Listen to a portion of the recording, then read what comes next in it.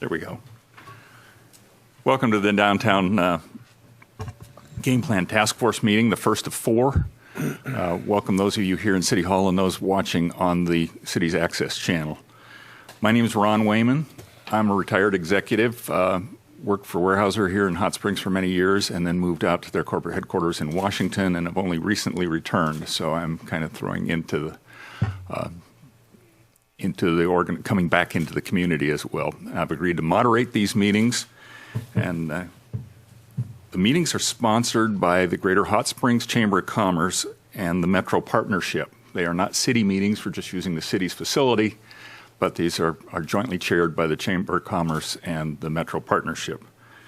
The objectives of the four planned meetings are to gather information, review existing data on the strategic plans in order to make recommendations to government and private entities in the community on long-term redevelopment goals downtown. The strategic plan was done back in 2011, and a lot of things have changed since then. I'm going to be reviewing those. The task force is going to be reviewing what progress has been made, what needs to be adjusted in that strategic plan, and make recommendations going forward from here. First thing I'd like to do is introduce the members of the task force here. First is Corey Aldice. He's the director of the Arkansas School for Math and Sciences and Arts. Of course, we all know that that school is located very near to the downtown. Next is Courtney Crouch. Courtney is president of Selected Funeral Life Insurance Companies. He's responsible for the renovation of the 1912 post office into his current company headquarters. He's also very active in the Arkansas Preservation Group. Keely DeSalvo. I'm following alphabetical order here, so not the way we're seated. She's president of P&S Foods. She owns two businesses in historic downtown, the Pancake Shop and the Savory Pantry. Randy Foley is District 6 City Director and a retired hospital administrator. Mark Flashner is owner of Ray's, the Diamond Center. His family has owned that property and the retail businesses in downtown Hot Springs for 3 generations. Next is Paul Reiser. Right there. 2014 chairman of Hot Springs Metro Partnership and owner of Reiser Ford. Brian Smith is the 2014 chairman of the Greater Hot Springs Chamber of Commerce and vice president of Alliance Rubber. And then finally, Les Warren is past chairman and of the Chamber of Commerce and president of Hot Springs Title Company. Les.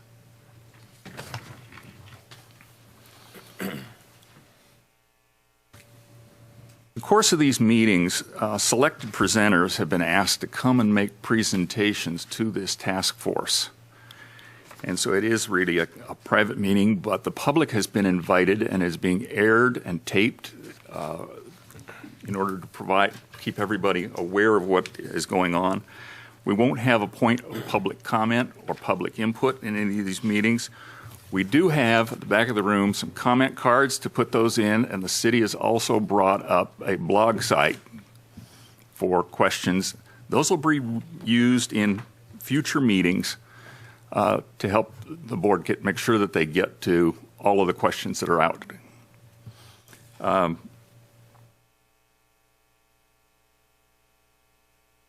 In addition to the current broadcast, the live broadcast,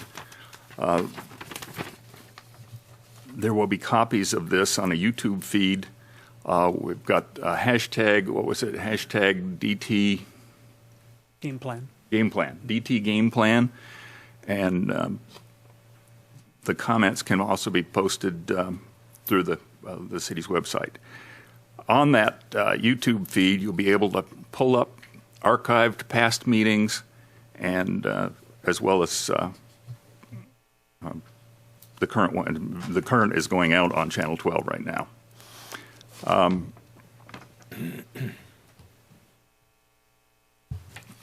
So we talk about your input. We would like the input, but please, it needs to be written on the cards or posted through the website.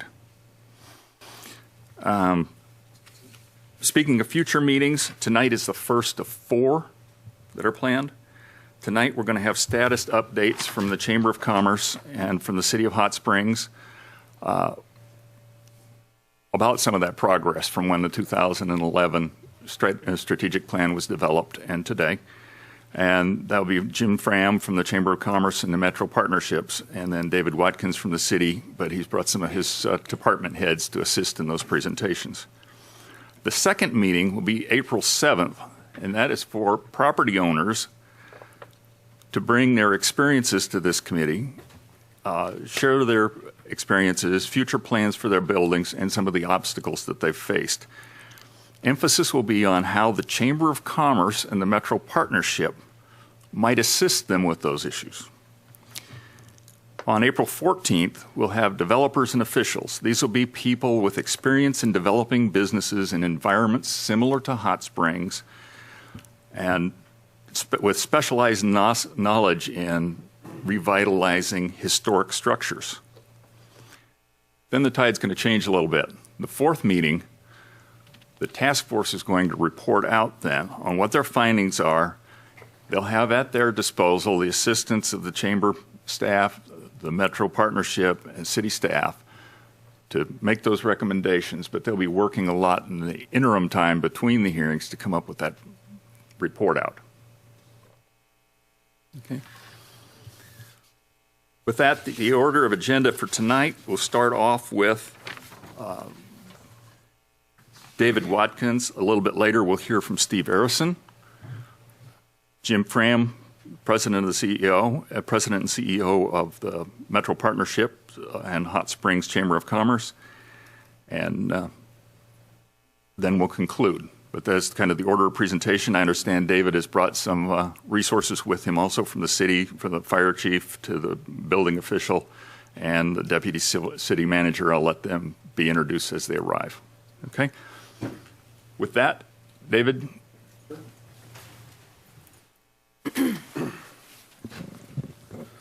Well, greetings. I appreciate the opportunity to bring you an update on where we are as a city organization in meeting the top goal of the Board of Directors, which is the development and redevelopment of downtown. Why is that so important? A downtown is the heart of a community. If it's vibrant, the heart is strong. If the heart is weak, it atrophies.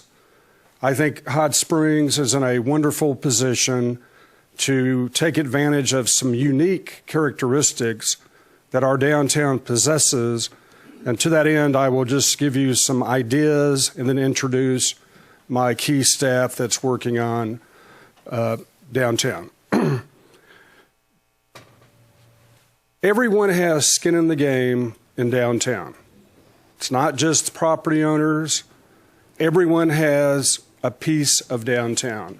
As a taxpayer in Hot Springs, you have paid a tremendous amount of taxes to provide the infrastructure that has built this community. As a ratepayer, you have spent a lot of money providing the utility infrastructure to serve downtown. So as that investment goes, the health of the community goes either up or down. So I guess the number one point I would make is downtown matters to all of us. It affects your property values. It affects the economic vitality of the region. It affects the cultural and entertainment fabric of a community. I would dare say that there are communities all over this country who are trying to recreate what we have here in the name of new urbanism. You've already got it. You don't have to do anything. You have to take it, maintain it, thrive, grow it. And I think the Downtown Task Force and the Metro Partnership and the City of Hot Springs and other stakeholders, property owners, merchants, et cetera, I think will be driven to that end. The role of the city government is to be a provider of service, to be the agent who helps in identifying incentives or programs that could be beneficial to property owners to expand their business, to acquire new development. In that regard, I think our city has been working diligently with property owners. Just one that I will reveal. Today we had the last of a series of meetings with the purchaser of the Austin Hotel, who is moving toward a June closing, and that will be a $20 million purchase and reinvestment. A lot of hoops have been jumped through. The Chamber of Commerce, local banks, the USDA, and others have been players in making that happen. That is something that a city can do. We can help facilitate resources to accomplish an end. Cities are also the provider of security. Downtowns, to thrive, must have a safe environment. Our taxpayers put a lot of money into making downtown secure. Fire protection, which will come up here in a minute, critical to the sustainability of a community. A city like Hot Springs, which has had a history of fires, knows that better than most. And I think when we talk about codes, we're talking about protecting the investment of not only property owners, but also city residents and citizens who have contributed to the national park, local infrastructure. So like I mentioned at the very onset, we all have a piece of the action in this game. I have assembled 3 staff members who I think are critical players in helping downtown realize its potential. The first is our Fire Chief, Ed Davis, who will talk about the role of the life safety codes in making sure that downtown is safe, that we have a means to combat a fire downtown. As we have talked many times before, the cost of suppressing a fire of the magnitude of the Majestic Hotel is a tremendous strain on resources.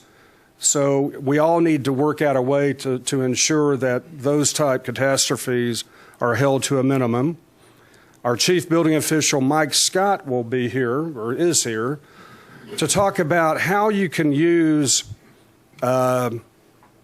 sprinklers as a means of conducting economic development, making improvements to your building, if you're a building owner, that will enable you to attract a higher and better use at an expense that's less than if you had to follow traditional building codes. Given the fact that so many of our buildings downtown are historical, building codes, quite frankly, work in conflict with historical properties because you're having to tear out the very thing that made it attractive and noteworthy to begin with. Sprinklers can overcome a myriad of sins, and Mike will talk a little bit about that in his 5 minutes. I would note also that we have a lot of outstanding architects in this community, architects who understand how you can take a historic building and turn it into a viable use. I think Mr. Crouch is a poster child of taking a building and making it into literally a landmark of this community. And then finally, I'm going to invite my Deputy City Manager, Bill Burrow, who's also over the water utility, to talk about a partnership between the city water utility and downtown property owners, where we will provide the means by installing a main down Central, that if you choose, you could take your building and connect it to the main and allow you to put in fire suppression systems, which would allow you to really utilize your building to the best and the best use. I guess in closing, I'm excited about this opportunity. One of my first visits to Hot Springs, I was really amazed by the juxtaposition of the Bathhouse Row with historical buildings, with a national park.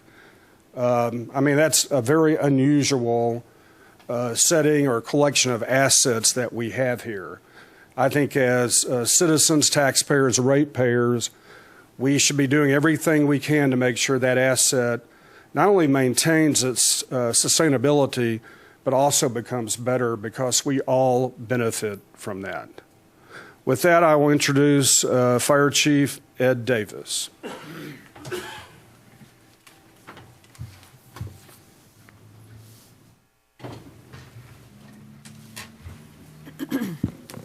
Good evening, task force members. My name is Ed Davis. I'm your fire chief. Hot Springs has a very interesting and complex fire protection problem in its downtown area. It's like no other fire protection problem that I've been able to identify. We have old, historic, and very large buildings that abut up to a wildland-urban interface, protected forest, the national park. You begin to look at that, you find that in some places, in some protected environments in California and in some other states, but very few communities have the large buildings that we do in such close proximity to forested land. Another issue that is kind of unique to Hot Springs in many ways is the fact that we have so many historic buildings in our downtown that mean something, not just to the local history, but to the history of the nation. And so, when we look at downtown Hot Springs, we need to keep those things, in perspective. Downtown Hot Springs has seen 3 different conflagrations start within the boundaries of the Thermal Basin Fire District. Numerous other large-scale fires have occurred there. In many instances, these fires have brought about change in the economic strata of the community. The 1913 fire, for instance, caused the community, whenever it was built back, to not be built back in such a grand nature. We lost many buildings that were architecturally significant in that fire. We will not recover those buildings. Hot Springs is not as beautiful today as it otherwise would have been had we not had the 1913 fire.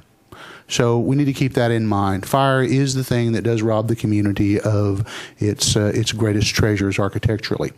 Another thing that also begins to rob the community is neglect. When a building is neglected and it is allowed to go to seed, as one might say, and it begins to rot, begins to decay, you begin to have serious problems with it. Many of our historic buildings have in the past suffered these things due to water damage and other things. Most of them have been stabilized as far as the roofs and things like that now, but you still do have the water damage on the interior of it.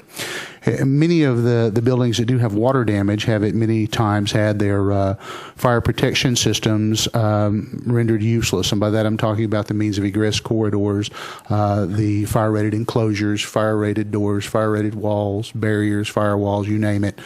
They've been damaged by the water infiltration that's occurred in these buildings. And in many cases, we've also had neglect that's occurred. We've had change of occupancy in some of the buildings that were not approved by the fire department or by any other city department that have brought about some problems. So to remedy these problems, one has to look at the fire code. The fire code itself is a gateway code that allows other codes to be applied to these buildings. Once the fire chief or the building official makes a determination the building is unsafe, begins the process of making a determination how to bring about the safety of the building. In most instances, that is going to require the application of the building code. In historic buildings, and I'll add to something Mr. Watkins said, this can be problematic. So the state of Arkansas has graciously consented to allow the city of Hot Springs and other cities in Arkansas that want to take advantage of this, the ability to apply what is referred to as the existing building code to these buildings. The existing building code is written in such a way that it allows property owners to not meet the full requirements of the building code. In other words, it allows you to use means of egress, sprinkler systems, and other passive systems to meet the fire protection needs of the building. The existing building code realizes that you want to have the historic significance, those artifacts of the building, to remain intact, like transoms, glass indoors that is not rated, wooden doors along your interior corridors that would not meet today's standards. So it is a less expensive means to bring a building into compliance with the state code. However, the fire department feels like that any building owner that would love to apply the building code to his building in lieu of the existing building code, we support that in every way possible. That's why we tell people, especially those that are owners of these 24 buildings, that they should engage the services of a design professional, an architect or an engineer, to be able to come up with a plan for them to be able to rehabilitate the building and make it safe.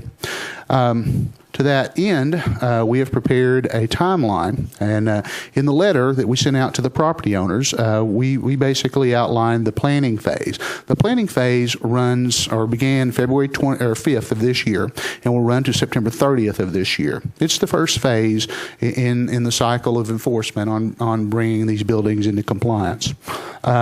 During the planning phase, property owners require plans for their affected properties, hire an architect or an engineer, and get these corrective plans back to the City of Hot Springs by September 30th, 2014. At that point in time, hopefully they'll get them in earlier. It'll make it simpler on all of us. We can come up with means to be able to rehabilitate these buildings.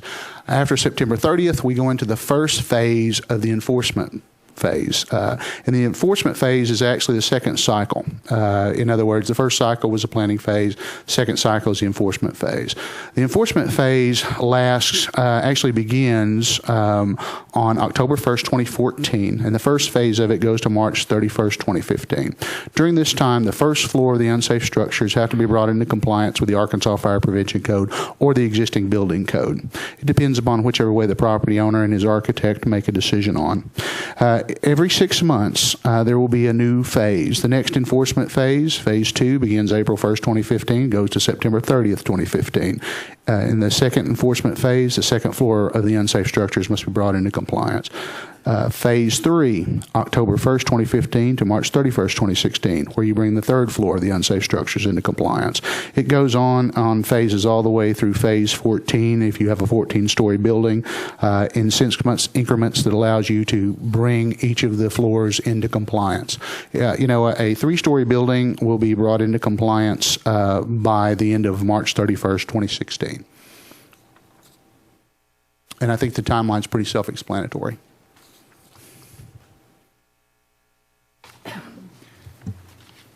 Questions from the task force? Chief, Chief Davis, Brian Smith. How many, can you confirm how many buildings are in the thermal basin? There are 24 unsafe buildings that what we're doing right now will affect. There are 74 multi-story buildings that are in the thermal basin. There's about 50 of those that are within the current code, so they are not affected by it. So there are a total of 74 buildings, correct? 74 multi-stories. Now, there are many more buildings that are 2-story or 1-story that are in the thermal basin. Okay. But at this point in time, we're just trying to deal with the larger buildings. We'll get to the smaller buildings later. But none of the smaller buildings outside of 2 that we're working with right now have been declared unsafe. Now, out of these 74 buildings, are all of these buildings basically being held to the same standard? Yes, sir. All of the unsafe buildings are. Now, see, at this point in time, and this is something that some people don't understand, the only thing right now that our activities affect are those buildings that have been declared as unsafe. Okay. The buildings that are safe and have been safe and have done the things that code and fire department have asked and kept their buildings to meet the minimum requirements of the code, then, we're not including them in this list. If your building's not unsafe, there's no reason for the fire department or the building department to begin some kind of vendetta against you. We're only dealing with those buildings that have been declared as unsafe. So every building is not required to have a sprinkler system? No, sir. And that's based on what's deemed as safe and not safe? Yes, sir. It's an issue of whenever you begin to have to bring a building up to meet the building code because it is an unsafe structure, then you are going to have to bring it up to the standard of the current Arkansas building code, which is the International Building Code, the 2012 edition. That's Volume 2 of the Fire Code. It is accepted by the legislature and placed into law. Actually, that began on January 1st of this year. That 2012 Fire Code that you just mentioned, Can you explain to me, first of all, what was the Appendix B part of that code? What was that? Right off the top of my head, I would not care to do that. Let me see what I've got here that might be able to answer that question.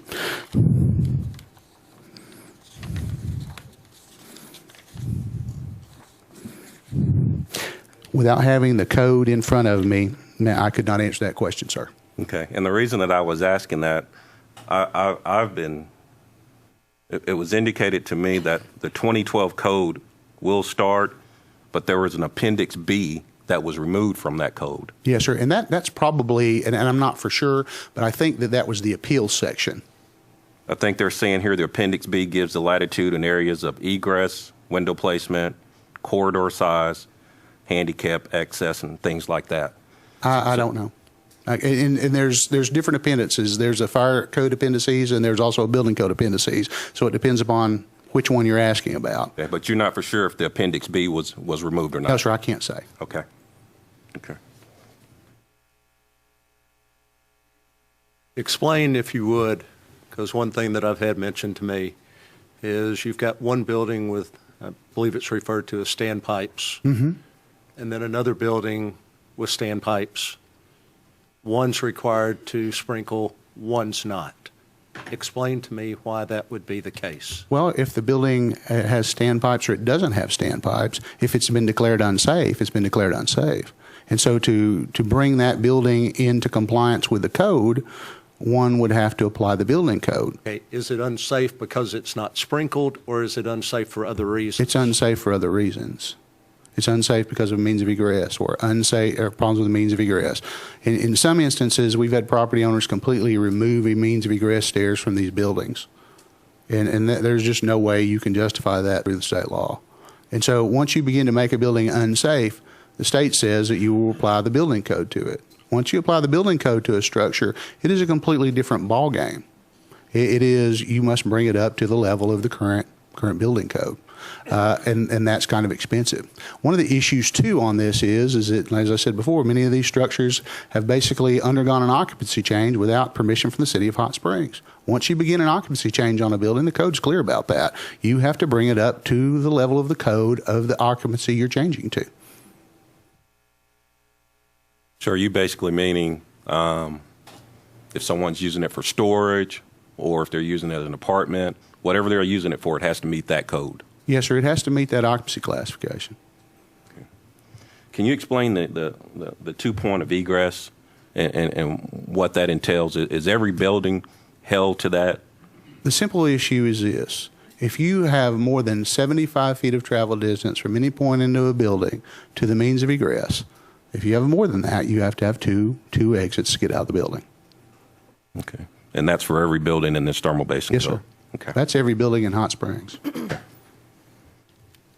So what I'm hearing is if there are certain other requirements that are not there or other conditions that you deem unsafe, then there's a stricter set of standards as far as the sprinkle, not sprinkle.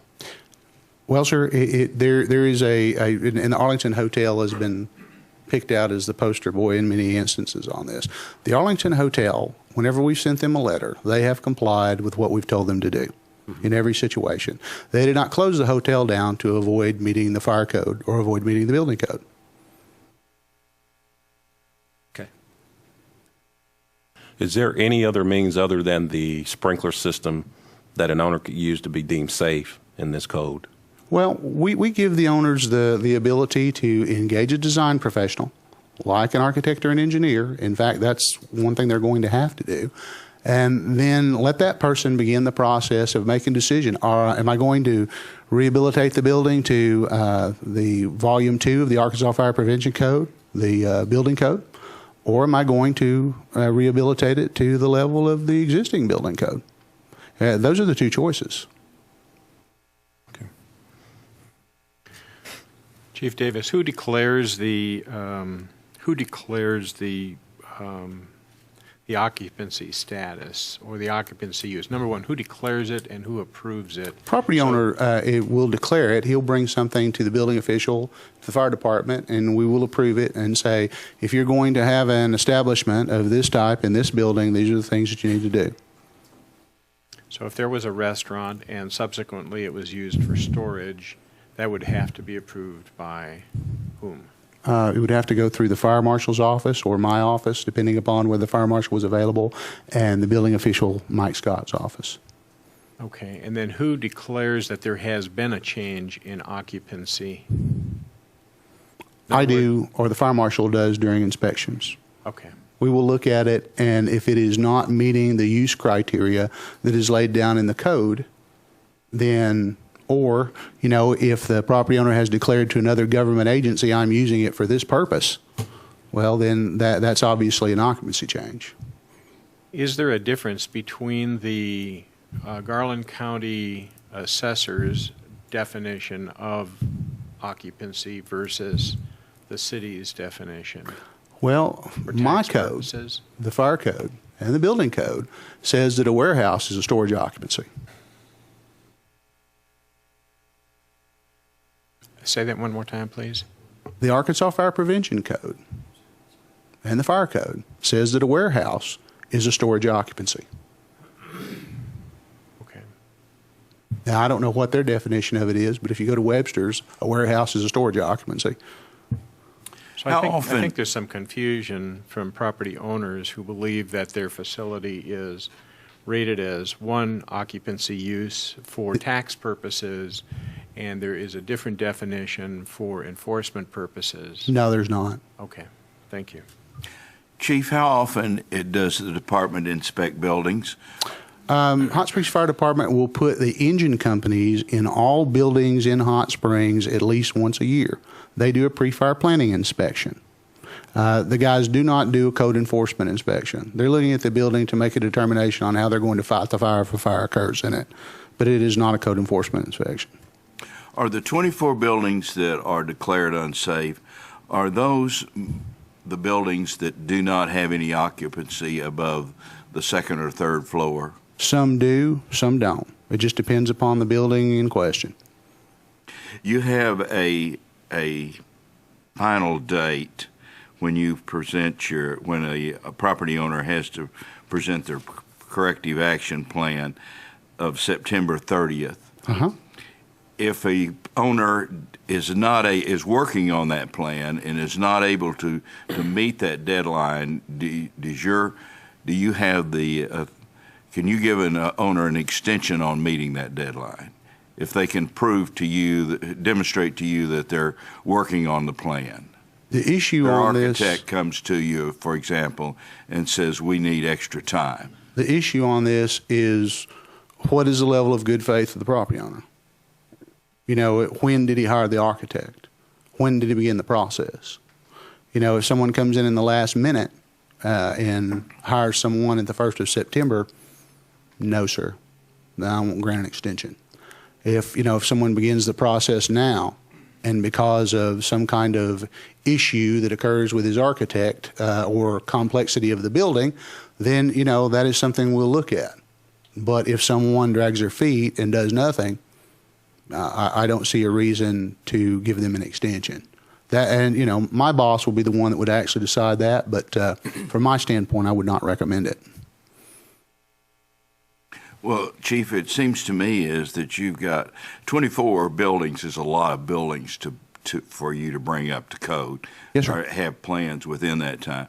You have a limited number of architects or people within the city that are capable of designing these plans, and it seems to me that could be a problem for property owners downtown meeting your deadline. Yes, sir. Hot Springs is not the world. There are other architects in the state of Arkansas that could be used. The only thing that I'm saying on this thing is that we need to begin the process, and we are willing to give a 6-month compliance period. In other cases in the past, we have given people 90 days. And so, we're really stretching this thing out by quite a bit. I understand it's a monumental task for people. At the same time, You know, we've seen what happens at the Majestic Hotel. We've seen what happens at the Baxter Hotel. Gentlemen, the clock's ticking, and these buildings have a finite amount of time left. And lady, I apologize. I used the plural for gentlemen. But, you know, from our standpoint, we want to see some type of action moving forward on them. In your opinion, Chief, how long would be reasonable to say it should take an architect to formulate a plan? Well, in many of these buildings, there are sets of plans that have already been done. Now, I've seen them at different points in time. Different architects have come up with concepts. You know, as far as each one of the plans, the original sets of plans, if I remember correctly, most of the buildings are the Arkansas Historical Society. So there are a base set of plans to begin with. Now, you know, obviously they would have to be put in AutoCAD, but that is not as much of an issue as it was in times whenever they were actually making blueprints and doing impression drawings. So do you think 30 days is reasonable? I think. Or I'm sorry, 60 or 90 days? 6 months is. Yes, sir. Okay. That's what 180 days is what we're giving them. Okay. Chief Davis, if all the building owners today were able to be in compliance, how long would it take for the city to run the main to provide the water source to them? Well, And I think that's a segue. I think that's a segue into Bill Burrows and his presentation that he will. I'll save it then. Okay. Thank you. Yes, sir. Chief Davis, please give us an idea from the efforts that you just went through on the Majestic Hotel. At what point did you feel like you got everything under control, or that the fire could get out of hand? What could happen if the fire did get out of hand, and so on? 22 hours into the firefight. That's when I left the scene. I was there for 22 hours straight. I did not leave until I was satisfied that we were past a point to where anyone could be harmed.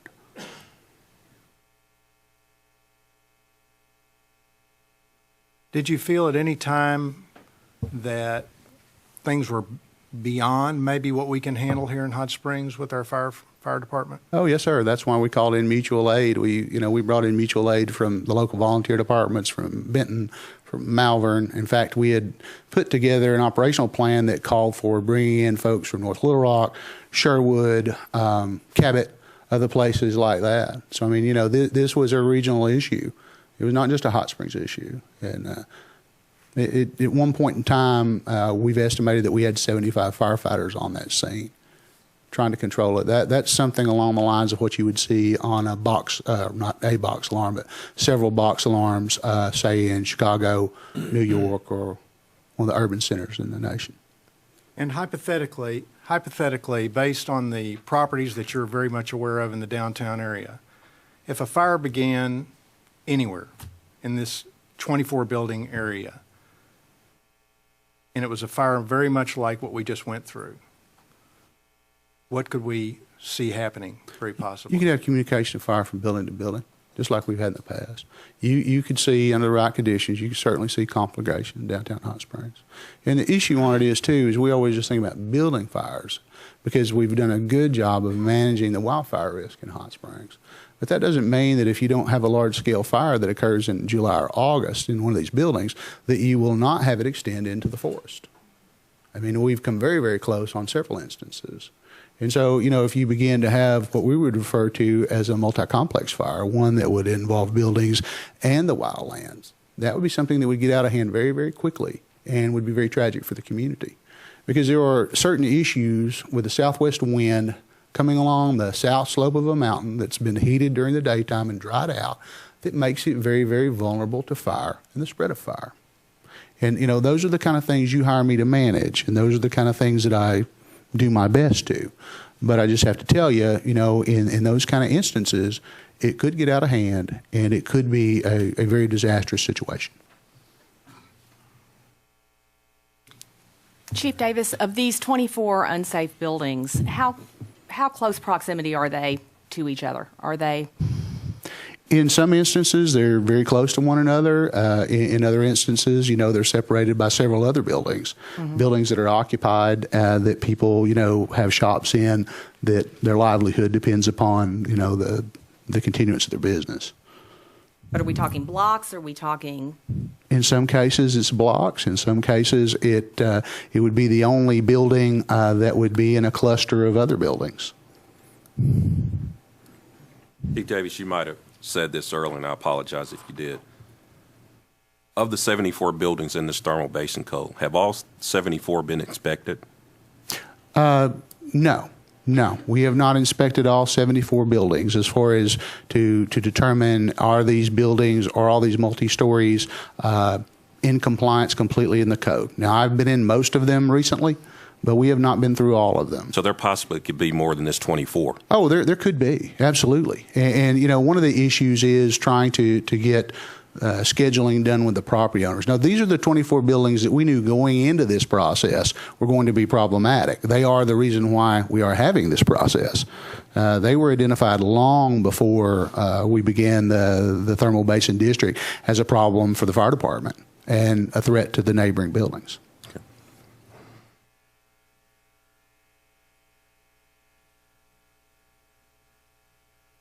Any other questions for Chief Davis? Thank you. Thank you.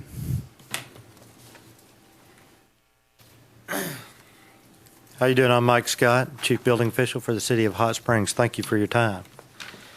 I'm here to talk about the advantages of the different kinds of building codes. As Chief Davis stated, the building codes consist of volumes 1, 2, and 3. My books are volume 2, which is the commercial building code. Volume 3 is the residential code. If you try to apply the commercial building code to many of the things downtown as you upgrade them, you'd wind up with all the corridors would be sheetrock, the ceilings would be sheetrock, there would be no transoms, several of your wood floors would be gone. Those are things that all that would go away. One way to prevent that is you can put a sprinkler system in it, and a sprinkler system allows for about 90% of the building code, maybe even more, to go away, especially in existing historical buildings.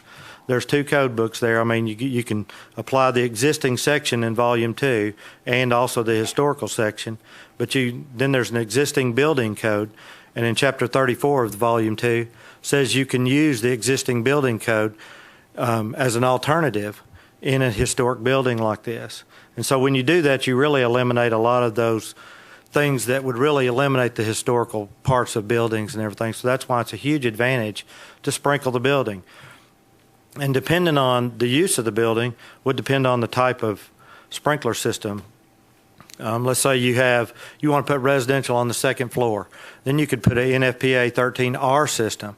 An R system is PVC pipe, different sprinkler heads, less sprinkler heads, and is relatively inexpensive. It really is. We're doing one currently right now with Anthony Taylor, the old Andrews restaurant. He's turning that into 4 condos.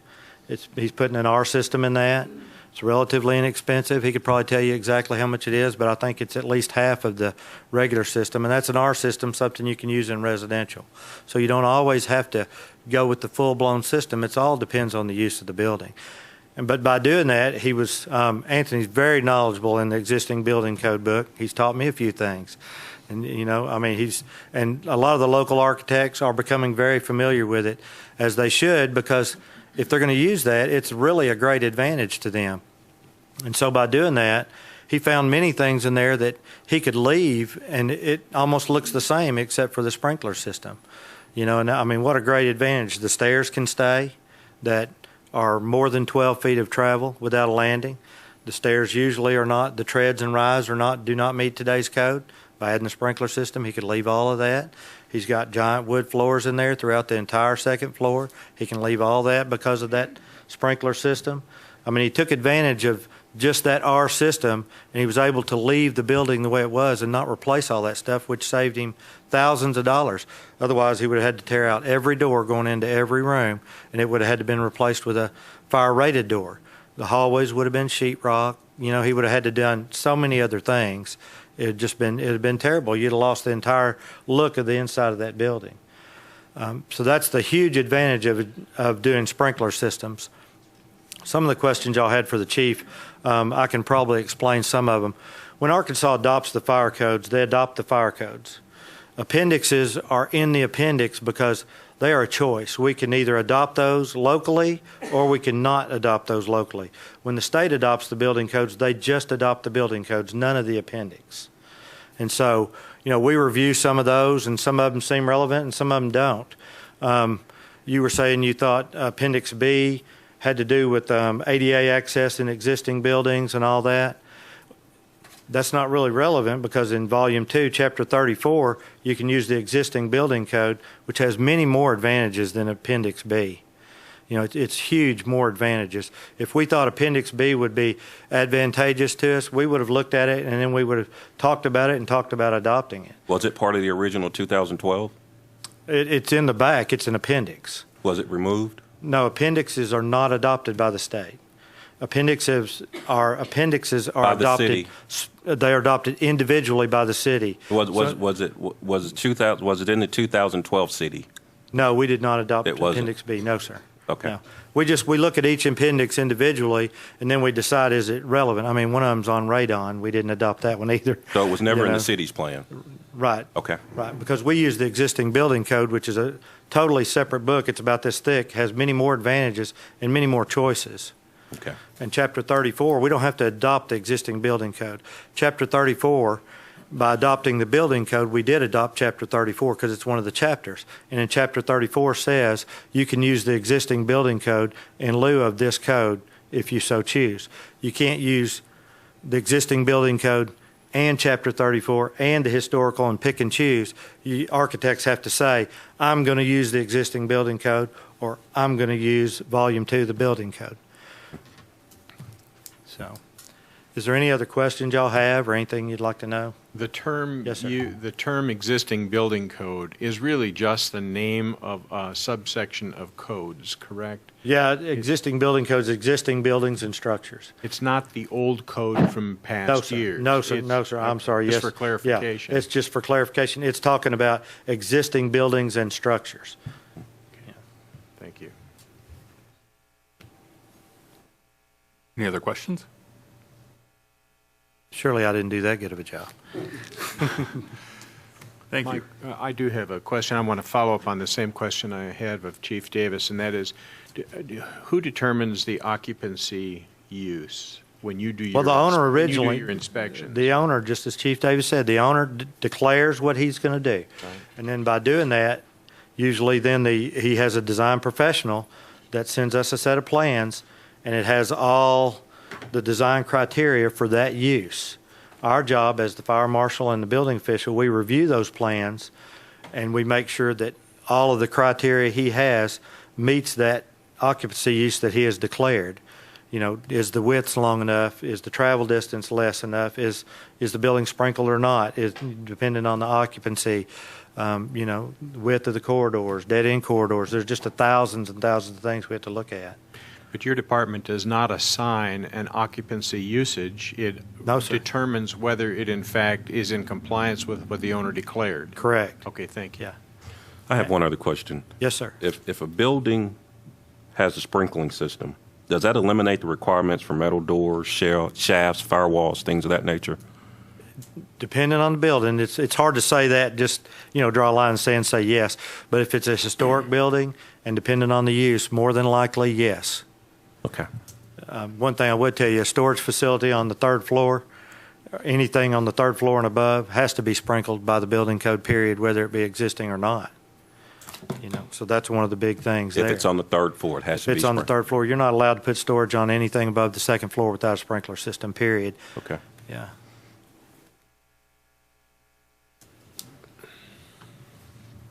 Any more questions?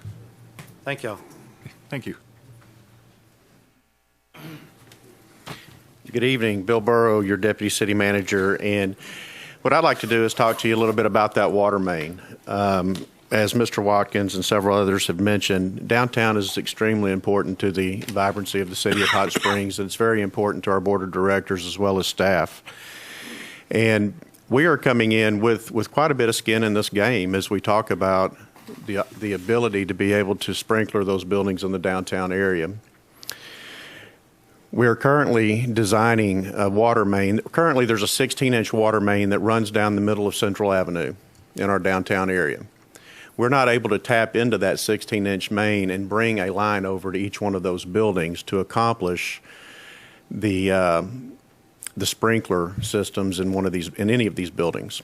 We have tried to gain that approval and we're not successful. However, we looked at some alternatives with one of the buildings that we were successful with last year with Anthony Taylor, and we're able to bring in that line over to the parking areas. And basically what we have are several 6-inch mains that run to fire hydrants off that 16-inch. So as we looked at how we could possibly put a system or an infrastructure in that would sprinkler these buildings, we looked at that parking lane. The highway department has right-of-way from curb to curb. However, they only maintain really those driving lanes, and that seems to be what they're very sensitive with when it comes to cutting those and being able to tap into that 16. So we looked at a plan that would allow us to run a new main basically down the parking areas of Central Avenue, both on the west and east side. On that west side, and again, we're looking at maybe a 10 or a 12-inch main. We're still in that design phase to make sure we have enough pressures for those buildings. On the west side, we're looking at from the fountain, which is at Whittington, all the way to Mountain Street. It's about 2,000 feet of main that we would need for that particular area. On the east side, we're looking at the area where Fat Jack's currently is down to the Arlington. There's about 1,000 feet there. We anticipate that cost, or we estimate that cost to be about $100 a foot, or about $200,000 on the west side and about another $100,000 on the east side. And we'll build in some contingencies. There are a lot of things that are undetermined when we start running those lines. So somewhere around $350,000 is our estimate with contingency for those particular mains. There are a couple of items that we still need to clarify and run some cost on, and that is taking not just the main, but running a service to each one of those buildings, which is in addition to running that main. The main is going to get the infrastructure down through the center or down through that parking lane, and then we have to connect them to the building. So we're still running some designs and looking at some of those costs, but right now our plan is to go ahead while we're there, is to take that service from that new main that we lay to each one of those buildings. That way, if a property owner so chooses to sprinkler the building, we've got the infrastructure already there. We're only going to be in that sidewalk once. We get it done, we move out. Now, they would need to connect to wherever we stub that particular line to that building. However, there are a lot of things in that sidewalk. For anyone that's been in that downtown area, I can tell you there's areas under the sidewalk of downtown where you may be in a basement, you may be in a chase. There's a lot of utilities from our prior infrastructure improvements through CBID number 2 and other improvements downtown that are under that sidewalk. So we'll be working around those as we move through that process. So there's going to be some additional expense as we start tying in or running that service to those buildings and getting into that sidewalk. We're not exactly sure what those costs are at this point, but they'll be significant, somewhere in the $50,000 to $100,000 range, I would assume. That also includes several hydrants. We've got several fire hydrants that we'll add to the west side of that street. There are 4 on the east side, plus an additional down around, one additional around the Arlington Fountain Street area. So we've got 12 additional fire hydrants that we'll be placing as we run these improvements. We've discussed replacing a 2-inch main that currently runs up Canyon Street with a 6-inch main with another fire hydrant there to provide additional fire capacity by the Howe Hotel, the Howe Hotel, and the Springs. As we run this main and we start looping in and tying into these 6-inch lines that we have for the existing hydrants, we're going to try to tie back one more line into that 16-inch, in which we'll be working with the highway department for that approval, and we'll do that around the Mountain Street area. That way we can pretty much loop that entire system again to that 16-inch that runs down the center of the street. We're already connected to it at the Whittington side. We're connected to it as we run our fire hydrants, but to be able to take that 12-inch or 10-inch, whichever main we put in, and again loop it and tie it into that 16-inch around that Mountain Street area will give us the capacities that we need. We've heard in the past that we didn't have enough water downtown. We have plenty of water downtown. It's getting the infrastructure to where we can tap into it, and that's what this process would do. I want to address parking.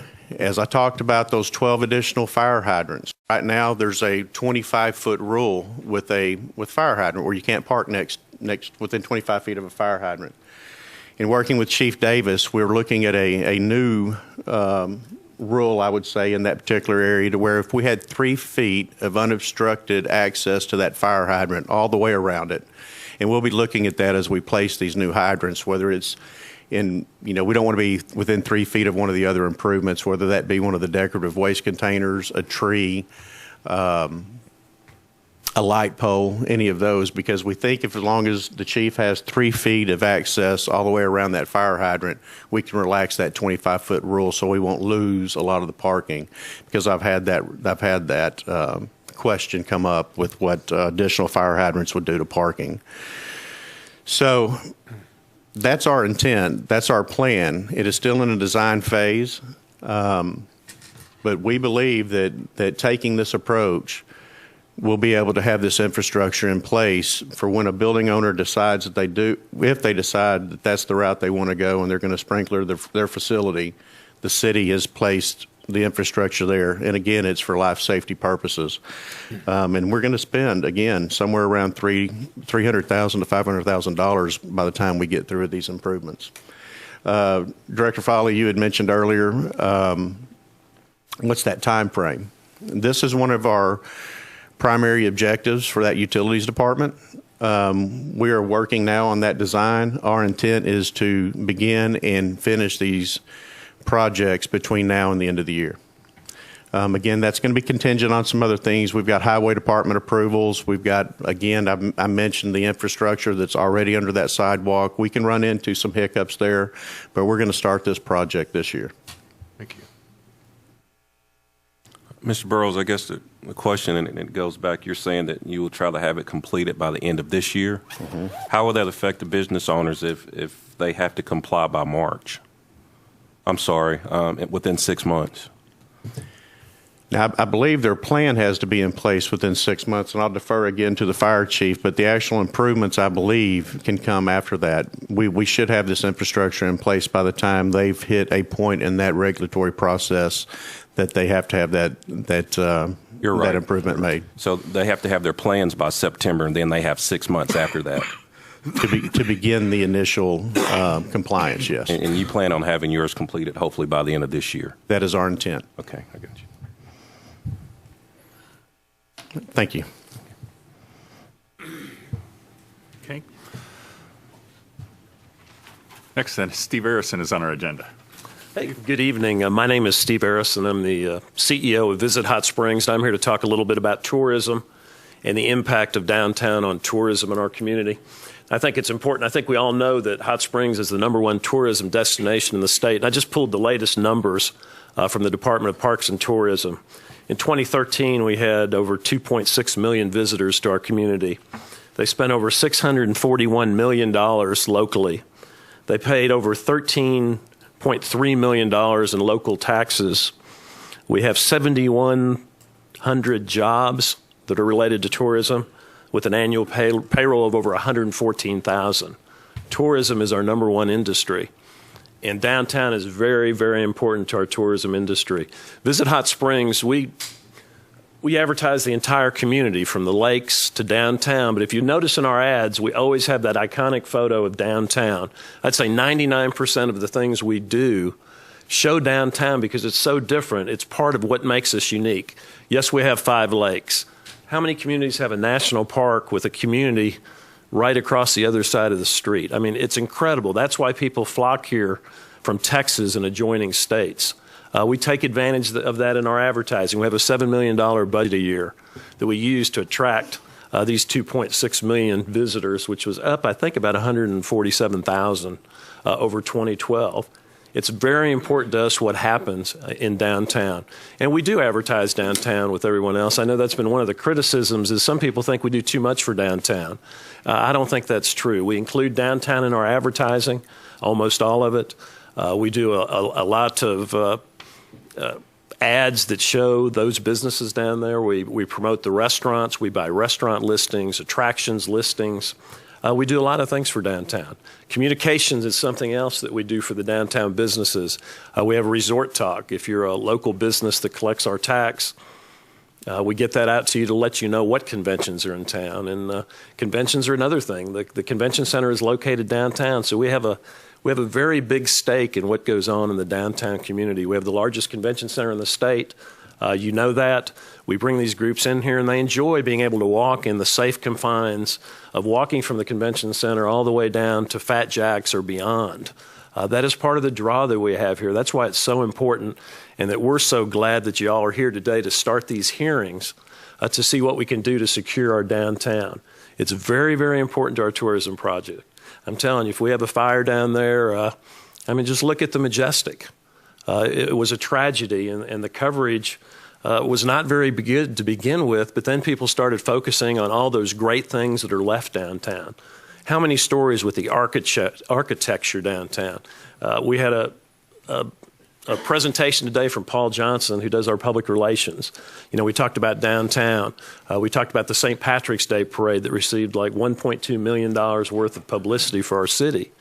But also he said that the Majestic Fire on one hand was not good for us, but on the other hand it drew national attention to the treasures that we still have downtown. So I think it's the utmost importance. Anything that we can do from our side of the street, from this end of downtown, it's our neighborhood too. But I'm really glad to see everybody getting together to come up with a plan for what we can do down there, because it's essential that we keep downtown. It's a magnet that draws people to our community. Just like Oaklawn draws 1 million people, I tell you what, downtown has a lot to do with that as well. So we're there to support you, anything we can do, and we appreciate the opportunity to have a voice in this first meeting. Thank you. Anything else? Mr. Harrison, I've heard comments that we ought to be using some of the ANP money to refurbish some of the buildings downtown. Is that even legal? Now, that's not a legal use. We can only use our monies that we collect for advertising and promoting.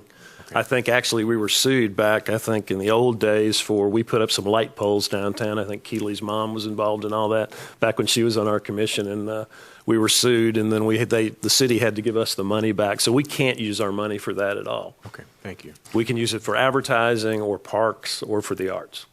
Okay, thank you. Mr. Harrison, any ideas on what we can do to maybe draw more people downtown, even some of our local people?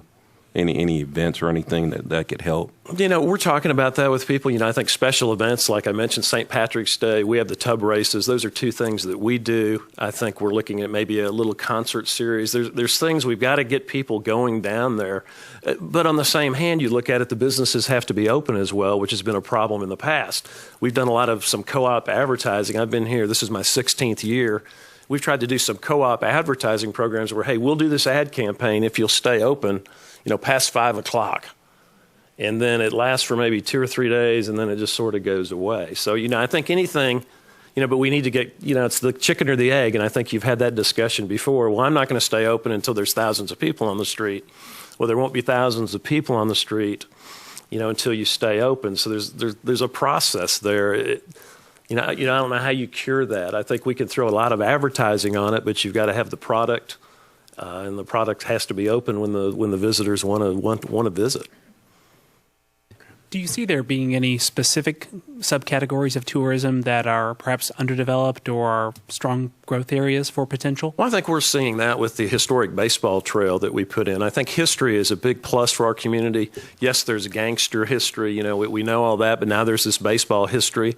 I think the structures we have here, it's incredible if you walk around. I know that we have a guide on an architectural tour that was done several years ago. It's outstanding. The buildings we have here, people are just fascinated with the history of Hot Springs, from even going out to the cemeteries and then coming down. Even the ghost tours are doing well downtown right now, which I'm not sure how much of that is true, but they're doing very well. I didn't mean to give them a free ad, but I think history is one area. I think we're trying to take advantage of it. I think there's more that we can do there. There's so many great things about Hot Springs, and downtown is a key component to that, and we can't lose that. We can't allow that to happen. We've got to get it back to where it should be, and it's not doing badly right now. I mean, we're talking about 24 buildings and all this terrible thing, but we're still drawing nearly 3 million tourists a year. Can you imagine what it'll be when we get it where we want it to be? How many people we'll be able to attract? How our tax revenues will go up for our citizens, the level of services we can have. I think the potential is there. We just have to, we have to grab it and take advantage of this majestic moment. Mr. Harrison, where do you see the balance between tourism and the development of the downtown buildings, loft apartments, as well as the location of new universities or well-recognized schools like the School for Math and Science and the Arts?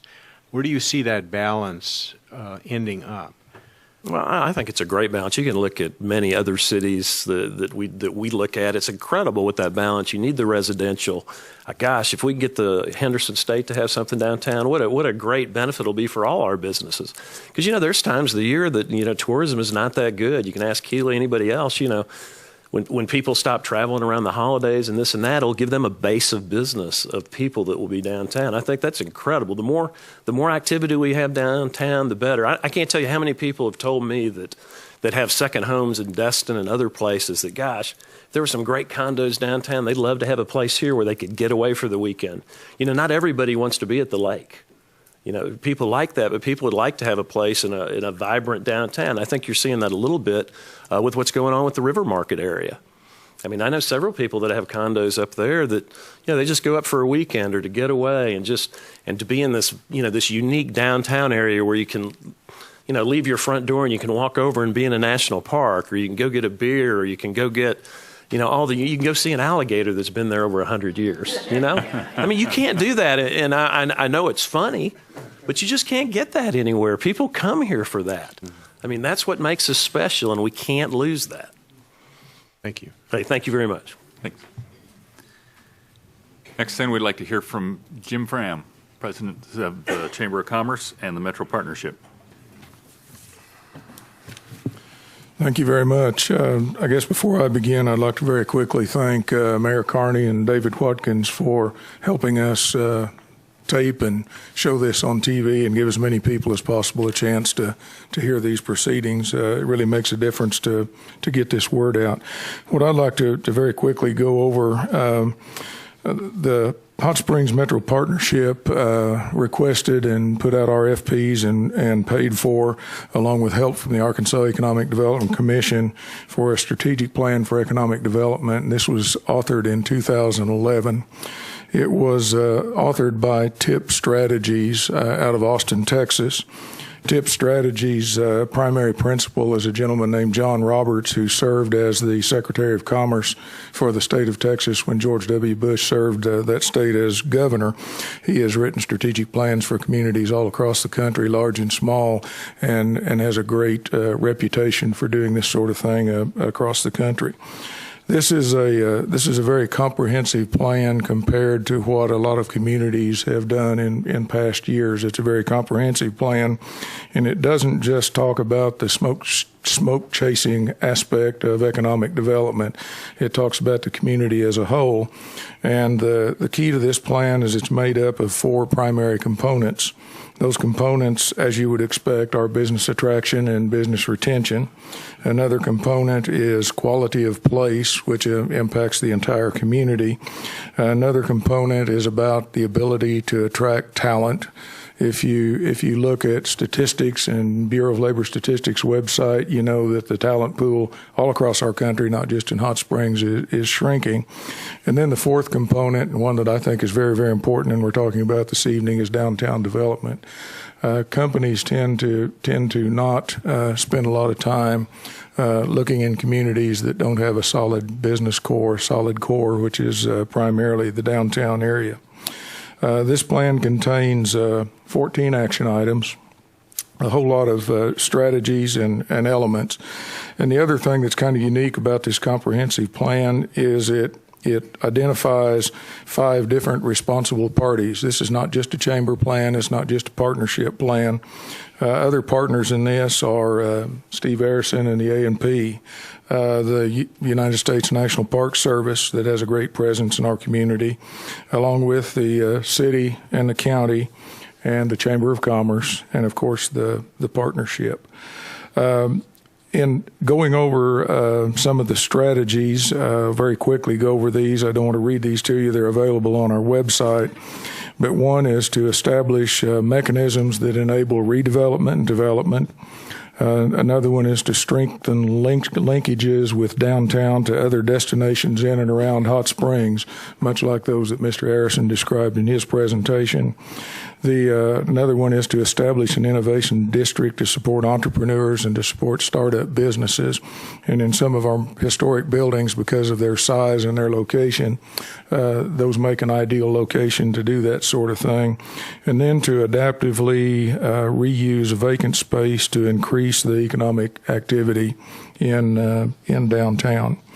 To this end, we have an intern right now that most of you have met that is in the process of putting together a database of downtown buildings, all of the buildings located within what's been identified as the Thermal Basin Fire District, and as identifying the owners of those buildings, the tenants, the type of businesses that are in there, if there's a desire to market all or part of that building, if there's interest in condoing separate floors. And when Amanda finishes her project, we will have a database with all this information that we can make available to potential buyers, to developers, to folks both from in Hot Springs and from out of Hot Springs that may have interest in that development. That's the partnership strategic plan. Let me jump very quickly and just for a moment to the Chamber of Commerce side. Under Brian Smith's leadership, we put together a strategic plan this year that's very aggressive and has a lot of elements to it. And one of the ones I want to share with you this evening calls for doing some benchmarking with other communities that have some commonalities and some similarities with Hot Springs that have been successful in doing downtown development projects that we may use as benchmark cities. While it hasn't been decided yet, I think you will see before the end of 2014 that we will actually be sponsoring or hosting travel to one of those benchmark cities to talk to their folks and find out what hurdles they encountered, what obstacles they encountered, how they overcame those obstacles, and maybe if we can do some of those same things in our community, we can afford some of those strives. Just to give you an example of some communities that we're looking at as possible benchmark cities, they include, but are not limited to, Saratoga Springs, New York, Asheville, North Carolina, Glenwood Springs, Colorado, and Colorado Springs, Colorado. And there are others that have similar attributes in their community that we want to look at, but we want to begin to look at maybe what some other communities have done in past years, and maybe that will benefit us in a way where we can have more rapid, more successful development here. I'd be delighted to answer any questions you may have. Mr. Fram, can you update us on what will be done in the future to make sure that we have communication, we meaning the Chamber and the Metro Partnership, with our merchants, our downtown property owners, everybody that should be involved? Probably the worst kept secret in Hot Springs was the meeting we had with property owners and merchants last Sunday night at the Chamber office, and I don't believe that that's going to be the last meeting of that type. I think we will have future meetings, maybe with that entire group or maybe with segments of that group. Another thing that we intend to do is to be more visible in downtown as a chamber, and understand that merchants operating on Central Avenue in downtown may have different issues than merchants operating on Central Avenue south of the Martin Luther King Expressway. And those are just a few things. I know in the meeting that we had with property owners and merchants the other night, I ended up with 5 or 6 pages of notes and pulled some things off of there that I am going to recommend to you all at some point to put into a new plan as tweaks and changes. I'm excited about some of the things that I've heard here tonight, and I'm excited for you all to go through this process over the next 3 weeks and to see some of the outcomes that we have, which would be transferred into action elements that we would implement just as quickly and efficiently as we could.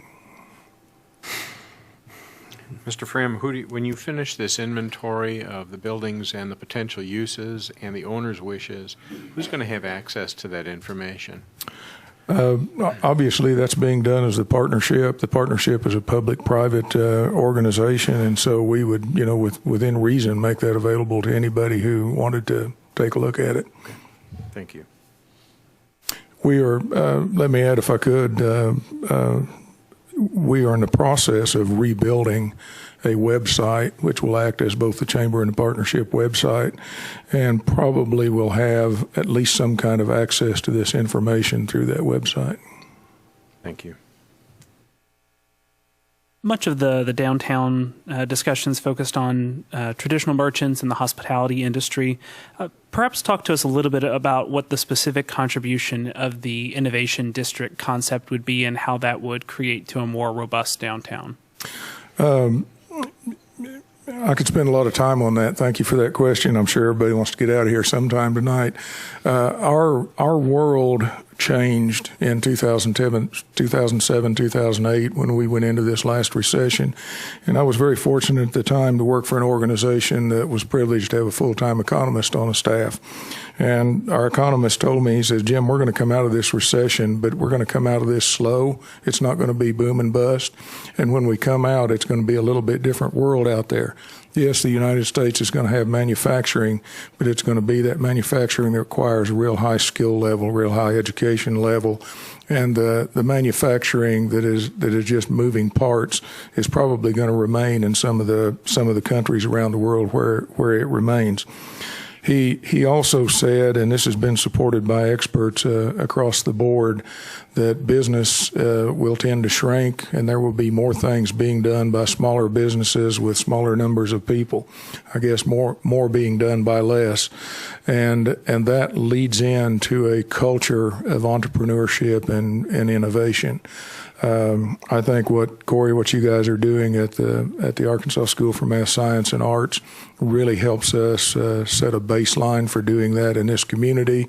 The potential for locating a major university, some presence of that university here, really helps that.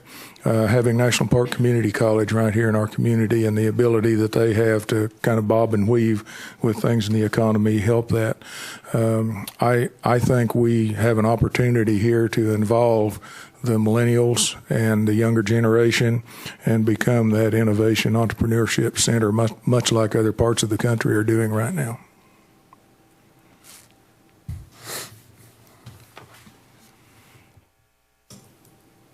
Thank you. Questions? Okay, thank you, Mr. Fram. Thank you. Now, on behalf of the task force, I would like to thank each of the presenters tonight.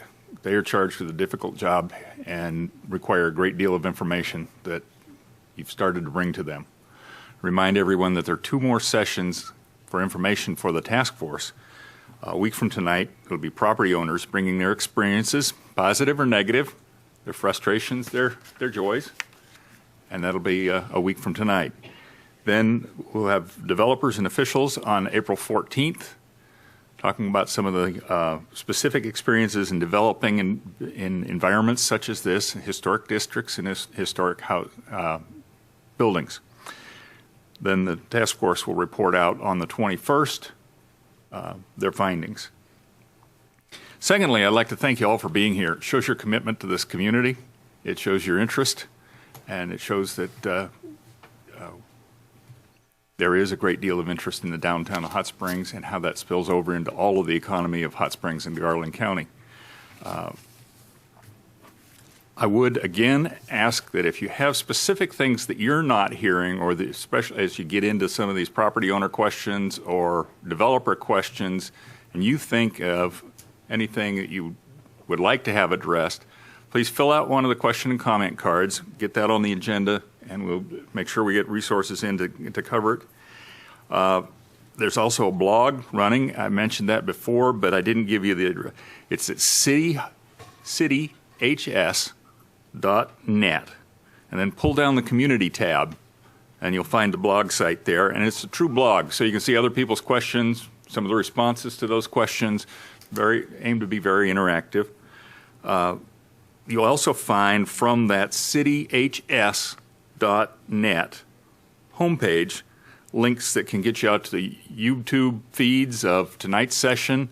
And as the future sessions are held, if you miss one of them, you can pick those up on that site too, so that the website will provide all of that.